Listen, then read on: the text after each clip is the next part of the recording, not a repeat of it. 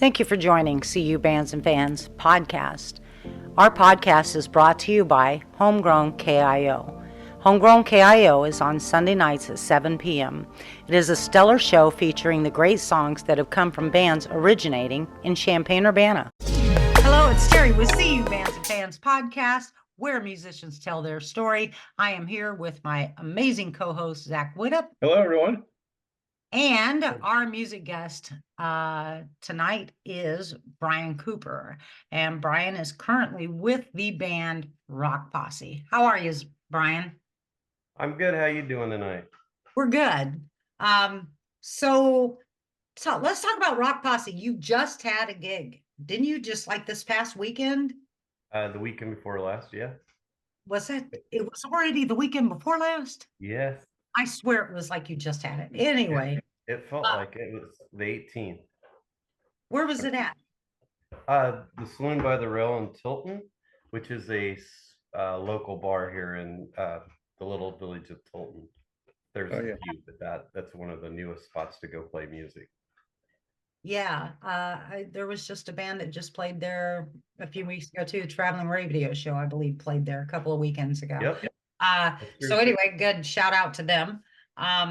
So Rock Posse, who is in that band? How long has this been a band? And what do you guys play?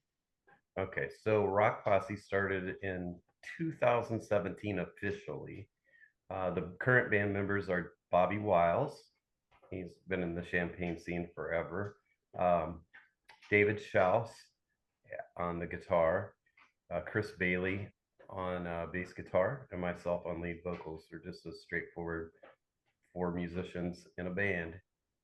And as far as music goes, there's a lot to tell about that. The current band, the current way that we approach it is we're trying to set ourselves a little bit more apart, and we slowly have started pushing ourselves out of the hair metal genre and more to, for example, Loverboy, the Romantics.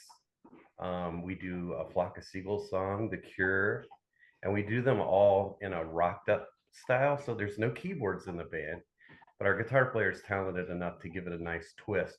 So as a good example is The Cure, we do love song, is that right? I always get all the names. I could sing it to you, but I don't know. But instead of singing it the way they do on the choruses, we do it more of like a Alice in Chains. So it's more of like that 3rd and 5th going through there. So it's a little drearier, a little heavier, and just put our own twist on it. It seems to work for us. That's very cool. I don't know any bands really that are doing that.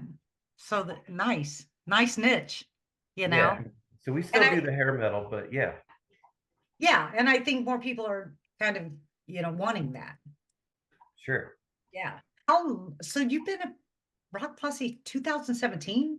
Yes, it's hard to believe, isn't it? Yeah. That's 7 years, yeah. Yeah. Are you based out of Tilton? Yeah, well, that's where I'm from. Bobby is originally from Westville. He's up in I'm gonna get this wrong every time. Somebody's gonna get me. Paxton. He's in Paxton.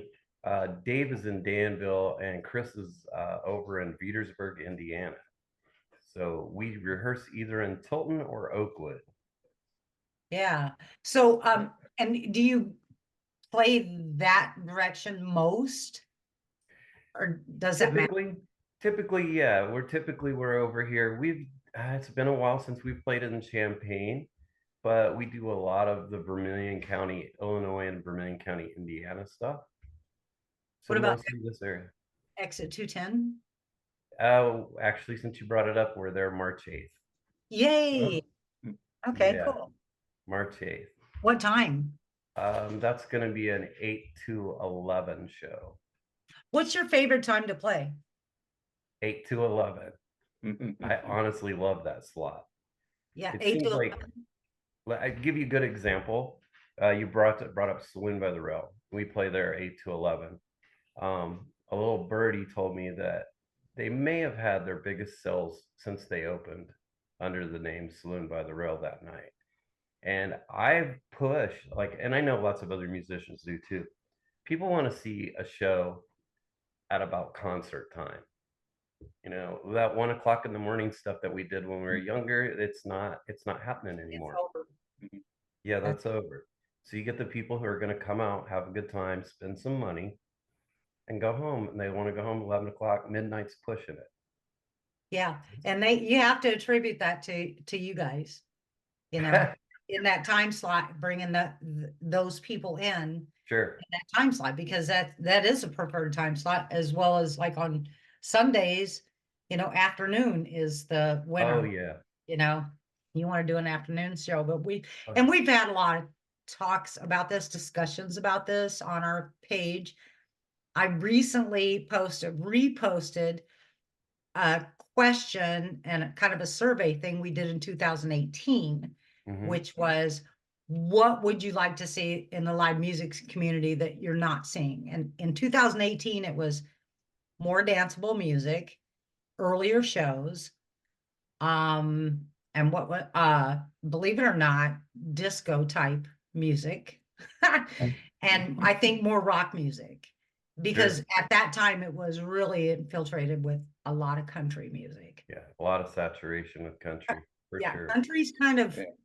diminished, and Mhm. rock has kind of like rock and original music is really kind of taken the front lines Sure. in the music scene. So anyway, but so reposting that for today for 2025, because I just did this, I think, yesterday, and people were like, yes, this and this, this and this. Yes, this is what we want. And that is the 8 to 11 is the time slot. Yeah, it Oh. seems to do really well for us. I mean, honestly, when we were setting up, we hadn't even got a sound check in, and people were already filling tables. So people want to, they want to be able to grab a bite and enjoy a band and get home safely. Yeah, yeah, definitely. I've noticed Pippa's and maybe a couple others seem to use either 7 to 10 or 8 to 11. A lot of bands seem to like 7 to 10 also, Yeah. Oh yeah, especially if they're from out of town. oh Yeah, yeah. Go ahead. Sorry. not only the people that come to live shows, but the musicians like those hours. Oh, absolutely. You know, they're Yeah. not dragging their stuff home at 1 o'clock in the morning, and yeah. Yeah, absolutely.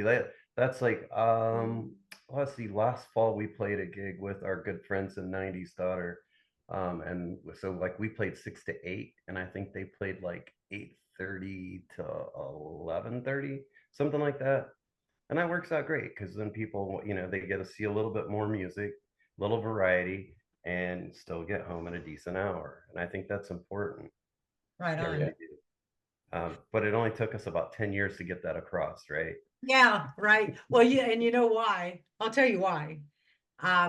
Because we have 13,000 followers or whatever on Facebook, okay? But then we got Instagram and YouTube, blah blah blah blah. Sure. And so then all together we probably have 20,000. And I share stuff from the Facebook onto Instagram and onto LinkedIn and on YouTube and all of Yeah. that. So we get spread around, but um our stats show that most of the live music followers are from the age 35 to 70. So Sure. there's the thing, is that we've all aged. Everybody's older now that goes out and hears live music. So there you have it. And they're the I've ones. said for a long time, it's just like going to if I want to go to Noblesville, if I want to go to State Farm, right? If I want to go up to Chicago, if I want to see a band, they're done at 11 o'clock. So, and there's 24,000 people there, right? Yeah, So why wouldn't that translate to the bar scene too? yeah, And I absolutely. think it Yeah. does very well. Yeah. Yeah. So what's your background with music? How did you become, involved and in doing live music performances? How long do we have? All Yeah. jokes Yeah. aside. Okay, so at the age of 16, I visited a friend um, who had a band, and they had a little garage band, and we were all teenagers, and I was just an observer. And one day the singer didn't show up. And the guitar player, he knew that I sang in school, and he's like, "Why don't you sing?" And I'm like, "Well, I can try." And try is what it was. It was quite entertaining, to be honest, because singing rock music versus singing like in a chorus or a chorale was nothing and no similarity, to be honest. The only thing you learn is the pitch, right? You want to sing correctly, and some of the singing is not necessarily singing correctly as in selling it with some soul or some kind of attitude, especially in rock music, right? So that's kind of how I started. What happened was the more I hung around, the less the other guy came around, and eventually I was in the band. Ugh, and my It's parents. interesting. There's several singers in this area who are originally classically trained at singing opera and that sort of thing, and they all say they had to relearn how to sing in order to do the stuff in the band that they're doing. Oh, I thought that was absolutely. interesting. Yeah, absolutely. Just Jeff Tate during the Queensryche heyday. I mean, that guy's an operatic singer and just phenomenal rock singer. Yeah. Yeah, So great. garage band, I love it. Do you kind of miss those days at I all? do. I'm at the point now in life where I would rehearse 2 or 3 times a week if I could do it. But it just doesn't work out. No, everybody's schedule and all of that. But I mean, when How you what? how old were you when you started this garage band thing? Or when Oh, you 16 when I joined the garage band. Okay, so you had to feel like this was the coolest thing ever. Yeah, I try, I'm not trying not to be too long-winded about it, but over at my desk I have a clipping that a buddy of mine sent me when I was the high school editorial cartoonist. And it's a little clip, just a cutout that I had gave him, and he saved it and just recently gave it back to me and said, "Here, I thought you'd like this." So I was a super nerd. No joke. And so I started out with the growing the hair out and then letting it get longer. Yeah. Oh my God. You got to send us. Okay, do you have any pictures of that time? Yeah, I actually do. Can you send those to me so I can attach them to this? Sure. It might take me a little while, a couple of day or so to get that all together. But yeah, I Yeah. do. I have I some rather embarrassing ones, Well, but go ahead and send those by all means, yeah. please. Oh I'll yeah. attach them to this podcast. It's not going to be published until tomorrow sometime, so I'll Sure. be editing and that. But so anyway, so you go from there, and then did you guys by chance ever play anywhere outside of the? Absolutely. Absolutely. One of our first gigs was at Tilton Firehouse #2. Oof. It was a Christmas party, Hmm. and if you can imagine, at the time we were playing, like, we did originals and we did like Judas Priest. I think Quiet Riot. I think Rat maybe had just came out. We did some Zeppelin. We did some Van Halen. We got through our first set, and one of the main people from the fire station come out and they said, "We really like you boys, and we're sure you're really talented, but this is just not our kind of music. And the person that booked the thing told us you were classic rock and roll, but this is just not classic rock and roll to us. But we'd like to pay you because we think you did a good job." So we got paid to pay. We got paid for the whole gig, and I think it was like maybe $200, and we only played like maybe 45 minutes or an hour. That's my very Hmm. first gig. That was better money. So Wasn't wait, too bad. let's back up. You said you did some originals. Did you Oh guys? yeah. You Oh had a yeah. Oh yeah. 16-year-old kids had originals. Yes. what? Not necessarily good ones, but we had some. What were those like? Can you recall? Um, The one, one of the first ones that comes to mind was written by the band before I joined. There's a song called "Too Hot to Handle," and not to be confused with the other "Too Hot to Handle," but it was basically "Too hot to handle," and I know it's true. Too hot to handle when I'm alone with you.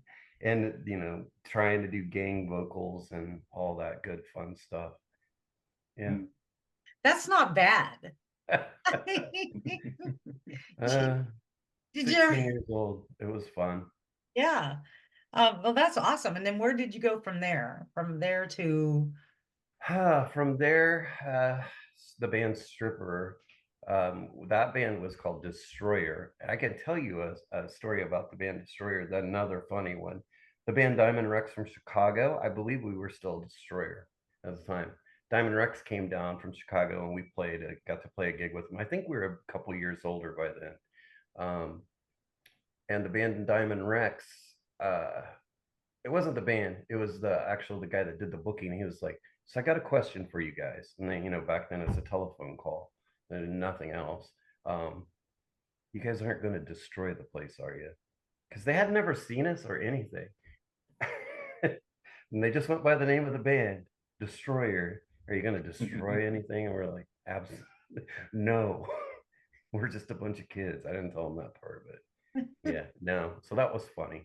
So then a few years went by, and we kind of grew into the band Stripper, which that band was also carried over some of the original material. Got first or second place in a battle of the bands. Did a recording with Rick Sadowski. Oh yeah. Did an EP called "Come Crawlin'," which was sold locally at Chart Records. Oh my gosh. And then to do the name drop, my friend Ken Lacey, who's Ken J from Static X, was the drummer at the time. Drew Hogue, who's still in Big Guns right now, one of my lifelong best friends, he was the guitar player. And then it was Gary Ford at that time, who's a musician up in Michigan now. He was the bass player. And then shortly after that was, no, actually, I'm saying that wrong. It was Randy Pierman, I believe, that did the EP. Okay, one of them's going to kill me. Yeah, but Randy Pierman was the bass player for Krush for over 20 years. Yeah. Right. Yeah. So all of us, still were deeply intertwined and kind of spread out through the music scene as time went on. That's an intense bunch right there. I mean, because Drew is crazy talented on that guitar. Oh, yeah. I've had so many people say to me, "Hey, who's that guy on the guitar in gosh darn it, what's his name? Thank you. What's the name of that Big band? Guns. Big Guns, yeah. Who's that guy on the guitar in the Big Guns?" So I'm like, "Oh, that's Drew. Drew Hogue." Oh my God. I mean, he's just people really, really notice him. I don't know if he knows that or not, but there you are, Drew. He's a good So dude. can I ask you a question about these, like the striper? No, Stripper. it was Stripper. Yes. How did you guys dress? Did you dress in this rock style or? Oh, that was definitely spandex and leather belts and bandanas and base makeup with eyeliner and lots of Aquanet and all that good stuff. Yeah, I love absolutely. it so much. Do you Absolutely. have any video or anything of that? Some of the guys, former members do. I know Kevin Taylor. He has some videotape footage from back in the day. I do not. I'm gonna look it up. I'm gonna try and find something. Yeah. Well, Kevin's moving back to the area, so I've it'll seen be a that. while, but it's maybe at some point I could get him to convert it to digital. There's so many intertwines like with all of that stuff. If I was to talk about the band Stripper, we did a lot of shows with Crystal Heart. We actually used to ride the bus together, and we played over at the Bone Center at the not University of Illinois State, right? Yeah, over by Redbird Arena back then, and we still did a lot of original material and mixed it in. I remember opening for Clockwork in that band many times back in Wow. the Mabel's days. Yeah. Oh my gosh. Yeah. So you have a whole history of some of the greatest places in Champaign. I was lucky enough to step into that a little late, but yeah, Yeah. yeah. So what was it like playing at Mabel's? Do you remember? Oh, You used to go to absolutely. Mabel's. Yeah. Absolutely remember Mabel's. I remember what it was like to play Metal Mondays. You get $200 or you get the door. That was the deal at the time. I remember that pretty specific. But if you wanted more than 8 lights, then you were spending, some of that money on lights and stuff. And being in a hair band, it was kind of important to have extra lights and all the goodies and stuff back then. Got to meet a lot of people. Sometimes we played with the band. Sometimes we just got to meet the bands. I mean, Steelheart, Life, Sex, and Death, um, the Lynch Mob. I got to Mick Brown was like, "Hey, you want a beer?" Nicest guy I'd ever met. I'm still a big George Lynch fan. Um, Shoot, I could go on and on. I mean, the "Give Me Rain" is a Clockwork song that we used to just all everybody knew the words to that song, right? At least the chorus, right? So yeah, big fans back then, and caught the tail end of Toys, and then the re-emergence of Toys, or was it Noise? I Maybe think it no. was Toys. Yeah, because later, TYC, I think. yeah, I and know. then Yeah, Jammin' Jimmy Bean was in Toys. yeah, and then Steve Wills was the lead singer for Noise, I believe. I don't remember. Nobody kill me for that. Yeah. It's been a little while. So and then okay, so from stripper Yep. to where did that band, how long did you guys play before you kind of Uh, the band Stripper, I believe, played to 1994. Um, in 92, I think that was probably the last time we wrote songs together, originals. And then the band slowly started to decay because we were at a point where we had actually met with a company called Klein Productions out of Indianapolis who had a few bands around here. One of them, shoot, I can't remember their names, of course, when I'm trying to think about it. Anyway, they had 8 bands that they managed nationally. We sat down with them. They had video footage of us, and they wanted us to become an alternative band, which was really like an interesting thing to us because none of us had ever considered that, right? We were a rock band. We were still, on that backside of the hair metal thing, right? Um, and the guy says, "Do you guys know who Jane's Addiction is? Do you know who the Smashing Pumpkins are? We think you can do that." And I was like, "You think we can do that?" So we decided to take a vote on it, and after we sat down, I was probably the first one to say I don't think we can write something completely out of our genre, right?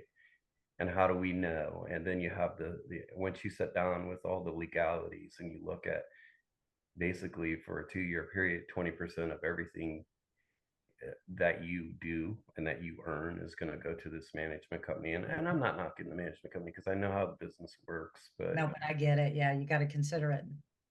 yeah, it's like, man, that's like totally want to change the whole dynamic of the band. And so shortly after that, the band fell apart. And that was the end of Stripper. So do you regret that decision or no? Well, honestly, sometimes, yeah, sure. It's like you never know, right? Yeah, how What things. could have been, what could have happened. Uh, but you can't, there's nothing you can do about that at this time. I went on and started another band at that time with some other local Champaign musicians called In the Void. And the Void ended up only playing a few shows, and then it fell apart. And what happened after that? There's a little bit of haze there for a little bit. I took it after that. I took about a 10-year hiatus, and most people didn't know that I was still doing like studio work for a friend of mine. So I would go in and say a band came in and they didn't have a singer, but they had all these songs written.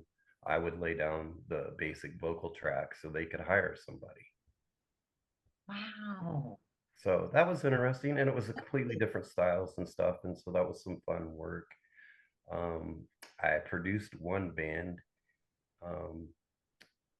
They did one album, and then they went on and disbanded.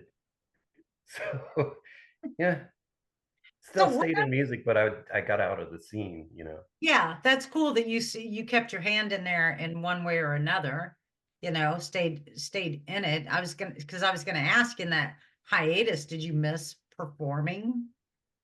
At the time, I didn't miss it. I know. No. And then okay, so you go from that, yeah, 10-year hiatus. That's quite a while. That's a decade. I mean, Yep. that's a long time. So what brought you out of that? And you know what? On that question, we're gonna pause 1 second. Okay. Let's go. So Jason, TJ, and Drew and I threw the band Big Guns together after a couple jams. We were like, yeah, let's go with this. This is good.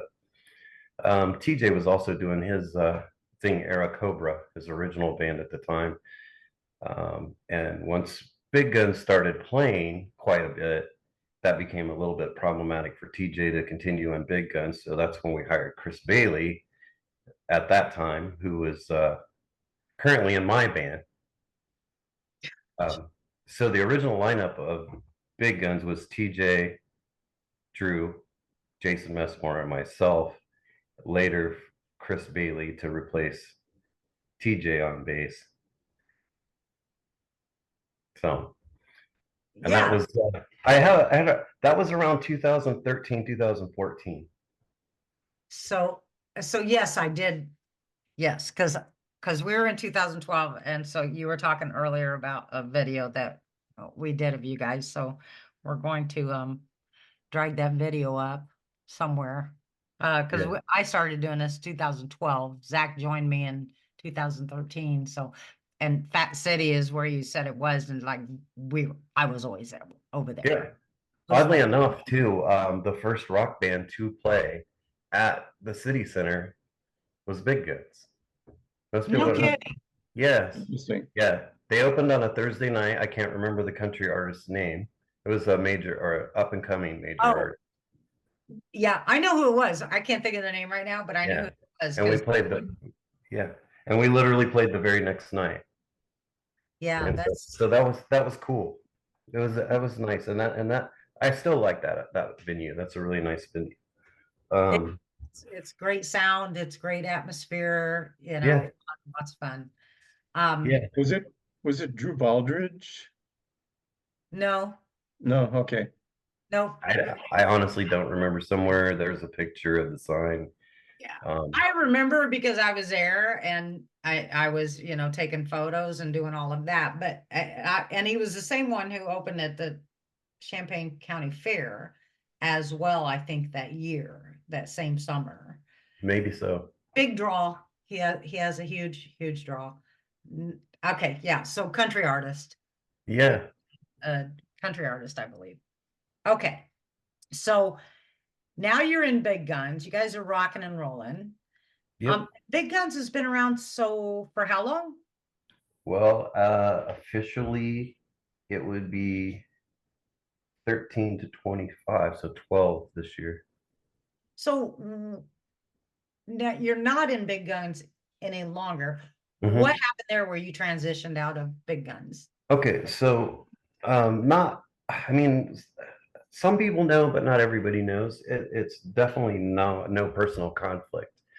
I had a neck injury, and I literally was in constant pain the last year I was with the band, and if I did two gigs in a row, two nights in a row the next day, I'd lay in bed all day. I couldn't, my mobility was really bad. So I needed to get that addressed. And at that time, I think we played that last year. Last year I was with Big Guns. I played 48 shows that I can think of Holy off the smoke. top of my head, something like that. I think I counted 48 in a 52-week period. So that's at least, once a week, pretty much all Amazing. year long. And that's what I could remember or account for. So I sat down with the guys and I basically, Drew and I, because we've been friends since we were kids, pretty much. And I said, look, I don't think I can do this anymore. I need to take time out and get healthy. And I don't think Kelly Hazel would mind me telling you that I actually asked Kelly to take my place. I called him and was like, hey, Kelly. And I love Kelly to death. He's a good dude. He's a good singer, great guy. And He's a good our friend. conversation, I can't quote it, and we probably have two different versions, but it went something like Kelly said, well, when you get better and you want your band back, you can have your band back. And I said, no, I'm not going to come back because I don't think I can do the every weekend thing anytime soon, and that's not fair to everybody else. So Oh, the rest is history, but that's okay. yeah. So some surgeries went by, and I started a band where I could play, under an agreement of once or twice a month at the time, a lot less strenuous. And within a little bit of time, we slowly started building up what is now known as Rock Posse. And that's where you're at now. Yep. So that I really, really feel for you in that story. I can somewhat relate because I've been diagnosed with some aneurysms and a neck situation, and it's really made me go, okay, what can you do? What will you do? And what should you do? Oh, And absolutely. yeah, you have to ponder all of that. I had breast cancer too, which, surgery and all of that. The whole Sure. was that. But it makes you step back and go, what I got to do is pay attention to this. Because Yep. if I don't do that, I'm not going to be able to do anything else. And then, but it's kind of a shock a little bit. And that's an emotional decision to make. You Oh, have to absolutely. do it, but that doesn't stop the feelings of wanting to continue to do what you love, Sure. not being able to. So Oh, yeah. how did you deal with that? Well, honestly, the hardest part at first was every surgeon I spoke to at first just wanted to fuse my neck together. That was the solution. And I was like, this can't be the only solution. It can't be. So then long story short, I'm still doing some treatments, but the long story short of it is I met a lady at the Spine Institute who recommended I talk to a pain management specialist. And after a total of 6 times 3, 18 ablations on C3, 4, and 5, most of that pain's gone away. But a year or two ago, I met a surgeon in Chicago who looked at me and he said, well, that's good that they've been treating 3, 4, and 5, but your major problem's at C6. So he recommended spinal blocks every 6 months. Oh So my for God. right now, that's what I've been doing. And that seems to be working. And that helps you okay, so when you got done doing this and going, okay, I think I can play again, in comes Rock Posse. And how did you feel the first time that you went back after taking time out to get your neck healed? Um, really good because we had a really good turnout. People were very supportive, glad to see, like especially locally, it was a local show. It was good because it was nice to see that there were still fans and friends, mostly friends. You know, I don't really refer to people as fans, but some people, if I don't, I can't remember everybody's name, but Right. um, mostly it's like a big family, right? So that was amazing to have that opportunity and to have a big crowd. That's always amazing. So Yeah. yeah, so it felt good. So now you're the one that started Rock Posse, correct? Hmm. Yeah. Okay. So now you're doing this awesome rock and some originals, did you say, or no? No, No? Okay. no, this band doesn't do originals, but we try to mix it up. Now it's more of we do some like straightforward stuff like Nothing But a Good Time by Poison, right? But we also, like I said, do the romantics and what's the one, I don't want to give away too much because Yeah. it's such a new thing, right? But like people came just to this last show because I had posted, we learned 5 new songs. It's new material for this year. And the goal is to add a couple new songs as we keep going over the months until we get basically a whole one big chunk, right, of new stuff. And you always got to play it by ear, but yeah.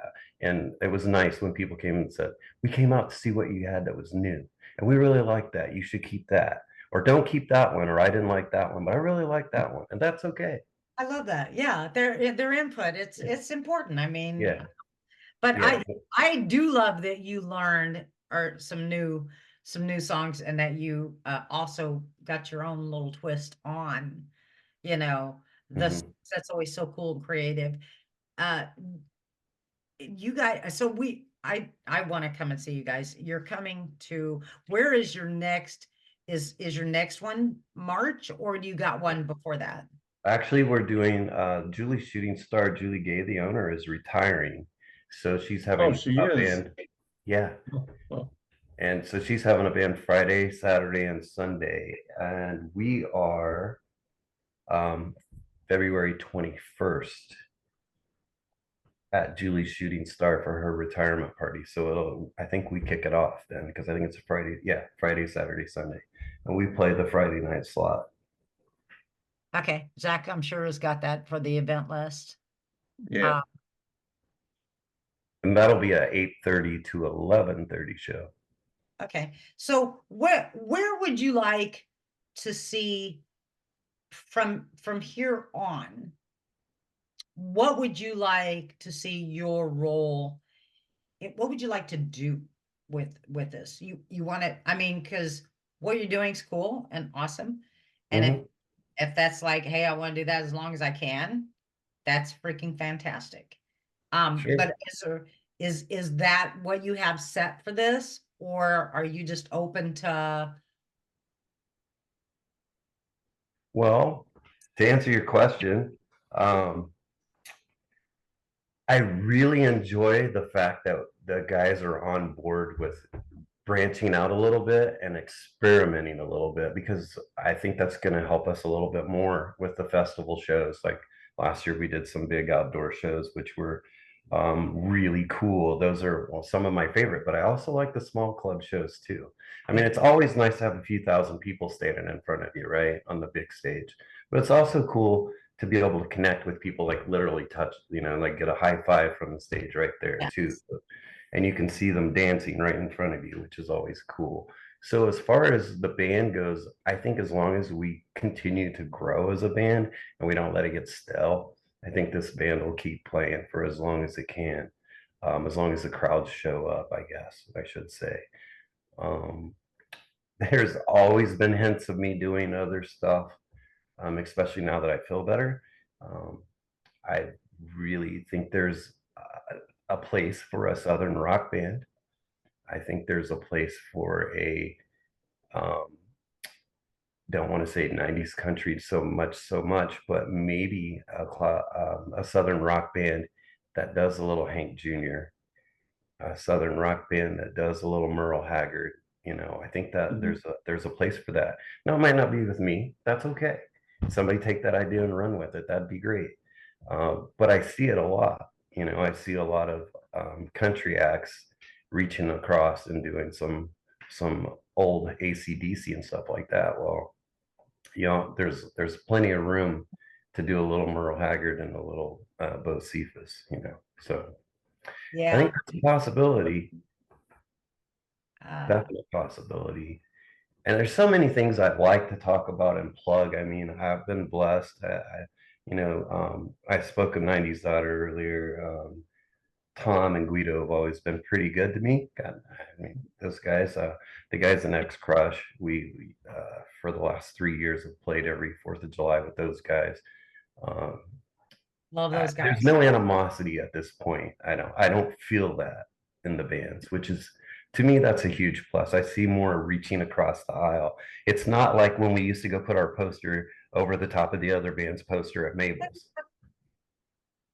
It's not like that anymore. And that happened a lot. It's the truth, you know it. I never even thought about that, but oh yeah, I'm sure it was the truth. I'm sure. I'm absolutely sure. Absolutely. And I will say in the beginning of me coming into this, I didn't know what I was walking into, like, at all. But there was some camaraderie, but there was also some division. Sure. There's some competitiveness, and there was you know, a little bit of, you know, sometimes there was just like some bad talk. Oh yeah. But Zack and I agreed way early on, we would not talk about a band to another band. Sure. We would never talk negative about a band, period. And we would never get in the middle of any kind of band discourse, because bands are like family, and like they can say whatever they want about each other, but don't you be out here saying stuff about them. Oh, absolutely. That's the way it works. So we learned that like immediately. That was like one of my things, is like, we will never, that's not us. That's not our business. We don't have anything to do about that. And people have contacted me, like, especially early on, and dumped on me all of the band news. And I'm like, I don't need to know. I don't, if you want to vent, that's fine. I don't need this information. It's none of my business. And I don't want this information. It's none of my business. I don't want to know. I don't want the knowledge of this. So anyway, from there, but now it's so completely helping each other, promoting each other, lifting each other up. I've seen posts on Facebook where somebody will say, hey, I forgot my, you know, cord to this or that. Is there anybody in the area?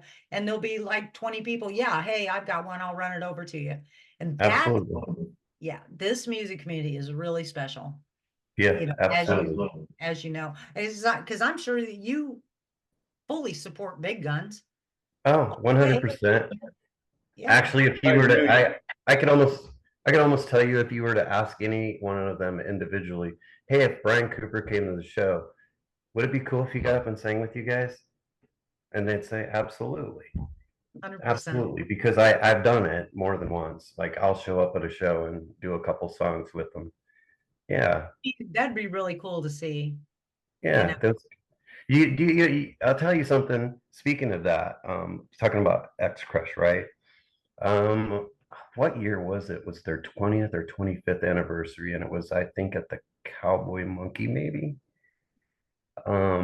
Jeff Markland got a hold of me and Kevin Taylor, and he was like, hey, we want you guys to come out because you guys were the original members. Did you know that? No. Before it was Krush, it was Krush. Shut up. I somewhat remember that. Yeah. And there's a whole lot of other stuff that goes into that, why they changed the name. But the simple thing is that they changed the name and that to Krush because of conflicts with another band, I believe, on the East Coast named Krush. But I won't get into the politics of that. But we got up and sang, and it was funny because, well, Kevin got up and played drums. I got up and sang, and when we were back out in the crowd, one of the girls standing behind me says, who do they think they are getting up there with Krush? We came to see Krush. And to this day, I still laugh about that whenever I think about it. It's just like, well, you just don't know. That is freaking hilarious. I love Yeah. that. I lived in Ohio at the time, 1996. Steve Wills, the lead singer still to this day, he lived in Quad Cities and he moved home. I did not. And so, long short of that, Steve became the singer. And it worked out good for me because at the time, the whole plan was just to get a band together and just to play.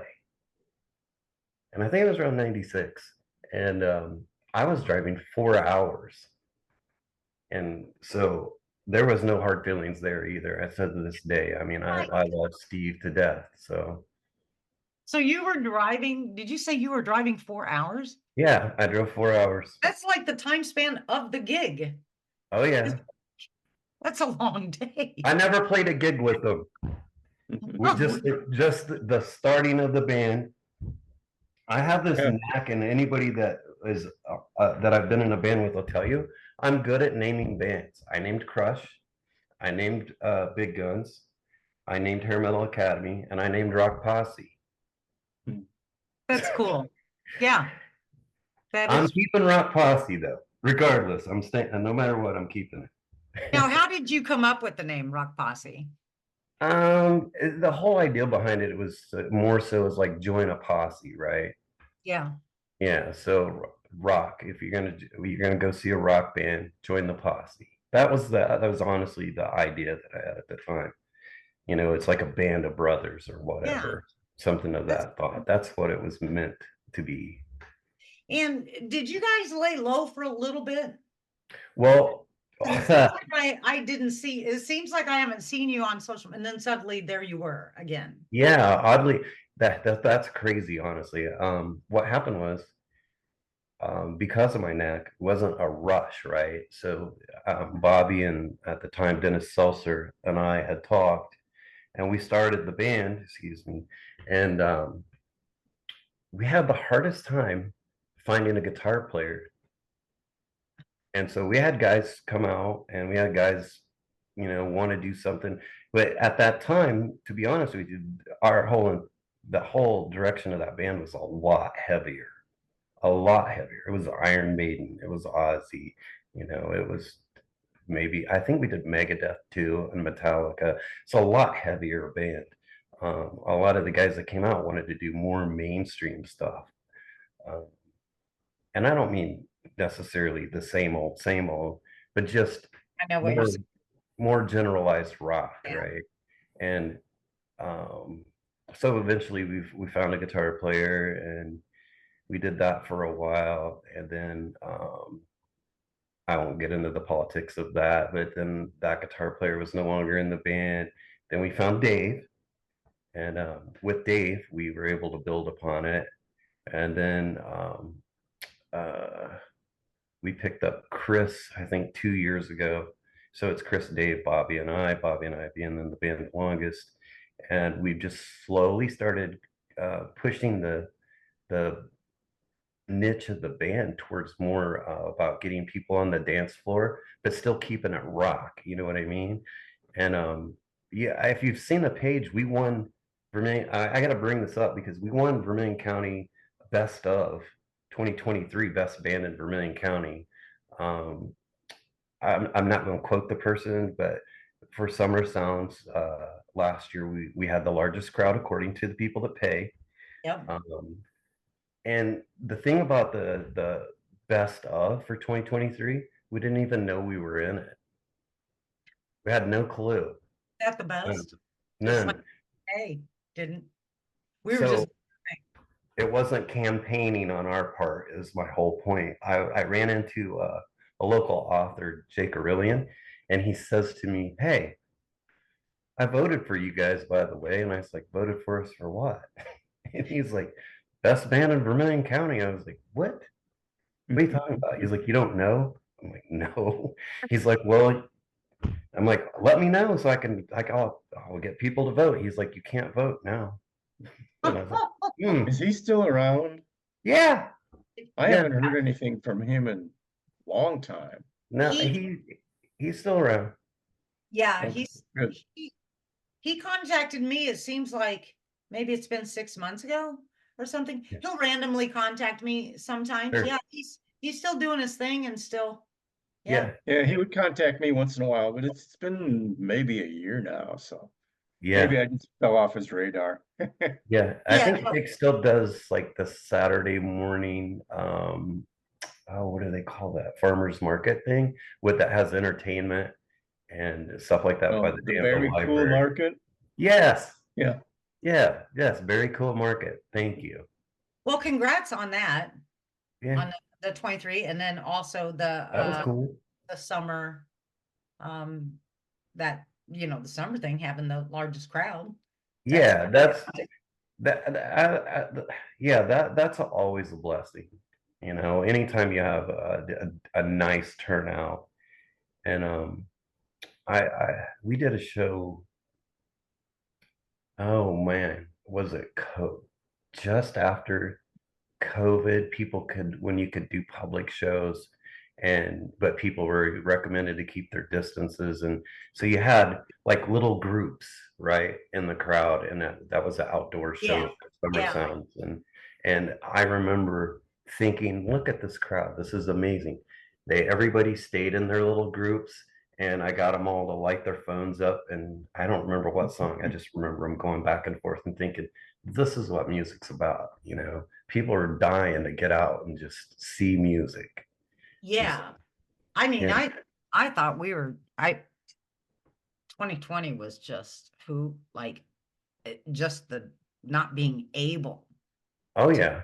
and hear live music, or, that was horrible. But all you musicians, you're always so friggin' amazing. Mhm. There was just live and all these things going on. Like people were doing live Yeah. from, they would set something up in their basement or whatever. So they were keeping us entertained and feeling better and inspiring us. And that was so important. Oh yeah, absolutely, absolutely. And then I don't remember, there's some show, and I can't ever keep everything straight, which there was some show, and it was multiple bands, but I don't think we ever really talked to each other during the show because everybody was isolated basically on and off. And it was kind of one of those deals like that. And I just remember talking about how hard it was, to get back out there, and when were we going to get back out there. And that I guess that also contributes to why we started in 2017, but then lo and behold, we had 2020. a good solid 2 years of not really doing anything, and then we started back out and changed our music a little bit, and then we started aggressively changing our style a little bit. It's always nice when somebody says to you, I didn't expect you guys to do The Cure, and that song by Flock of Seagulls, I didn't expect that from you. That Yeah. was cool. And that's cool. It is cool. And then what they're doing is on social media, they're going, hey, they played this and that, and that was so, Yeah. unexpected and great. And I can't wait to see you guys. I don't think I've ever seen you. I know I've seen you in Big Guns, but I don't think I've Sure. ever seen you in rock. Have you, Zach? No, I haven't. Yeah. Yeah. Me and you need to make a show for sure. Well, I need to wrap this up because we're getting ready to run out of some time here. Sure. But so you have coming up February 21st, Yep, that's right, at Julie Shooting Star. and then in March, if you don't have anything else in February coming up, and I'm sure something else may pop up. In March, you will be at the exit 210, right? Absolutely. Yep. 8 to 11, the sweet spot hours. Absolutely. But yeah, it's been awesome talking to you. I mean, we could go like another hour with no Easily. problem, but it's been so great catching up with you, and I really, really appreciate you being on our podcast as a guest. And Thank you. we're probably gonna have to do this again, maybe in 6 months. Oh, I'm very open to it. Maybe I could get the other guys to like join in right here. That would be That would be so great. cool. Yeah. That would be great. Let's Yeah. do that. Let's plan Let's on do that. it. In 6 100%. months. Until then, go ahead. I want to say one thing. Yes. Because if you attend a Rock Posse show, you'll know. So I always say thank you for coming out. Be safe going home, and God bless you. So I want to say thank you for having me on as well. I appreciate you because you guys rock and roll, and you keep rock and roll alive in Champaign-Urbana for sure. Thanks for doing it. We try to help because we sure do appreciate live music. It's done so much for so many that people have no idea. But I thought this was a great conversation to have. I learned some things about you, and that's the whole reason we do it. Sure. I already learned just like tons about you that I had no idea. So that's the whole reason we do the podcast. So thank you so much, Brian. Everybody be safe and good night. Thank you. Okay, hang in there.